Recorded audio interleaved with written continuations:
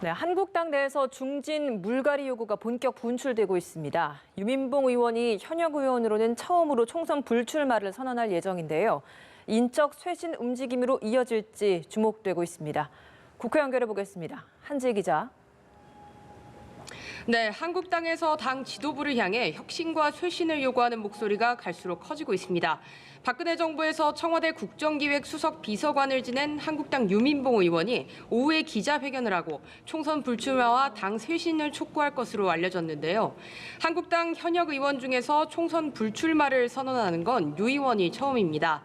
앞서 어제는 충청권 재선인 김태흠 의원이 3선 이상 국회의원의 용퇴 혹은 수도권 험지 출마를 공개적으로 요구하며 당내 인적 쇄신에 신호탄을 쐈습니다. 이 같은 당 안팎의 쇄신 요구에 대해 황교안 대표는 진정한 혁신과 미래로 나아가는 올바른 통합을 통해 새 정치를 확실히 보여드리는 것만이 유일한 방법이고 그렇게 해나가겠다고 밝혔는데요. 당 내부에서는 3선 이상 용퇴론에 대한 반발이 공개적으로 터져나오고 있습니다. 사선 김정은 의원은 감정 생기게 누가 나가라 마라 할 문제가 아니라며 성명서를 내고 공개적으로 반발했고, 홍준표 전 대표는 박근혜 정권 시절 친박계 의원을 십상치라고 지칭하며 이들이 개혁을 포장해서 벌이는 정치쇼를 황교안 대표를 비롯한 지도부는 제압할 힘이 없다고 비판했습니다. 네, 오늘 민주당이 국회 본청 로텐더홀에서 국회 개혁을 촉구하는 현장 최고위원회를 열었다고요?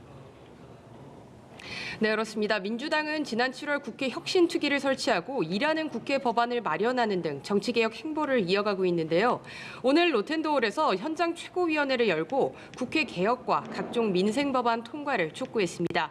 이해찬 대표는 국회가 불신임을 받는 이유는 야당의 발목 잡기 때문이라며 국회 선진화법을 야당이 만들어 놓고 무시하는 이런 잘못된 태도를 이번에 근본적으로 개선해야 한다고 의지를 다졌습니다. 그러면서 남은 2달이라도 계류 중인 법안과 정책, 예산을 최대한 많이 처리해야 된다고 강조했습니다. 이인영 원내대표도 본회의와 상임위원회 개최를 강제하는 국회법 개정이 꼭 필요하다고 힘을 보탰습니다. 이어 많은 민생 법안들이 정쟁의 발목에 잡혀 처리되지 못하는 일이 없도록 지금이 결단할 때라며 20대 국회에 남은 6개월 동안 반드시 국회 혁신을 해서 국민의 꿈이 결실을 맺을 수 있도록 노력하겠다고 약속했습니다. 한편 오늘 열리는 예산결산특별위원회에는 나경원 자유한국당 원내대표와 고성을 주고받았던 강기정 청와대 정무수석이 출석을 했는데요.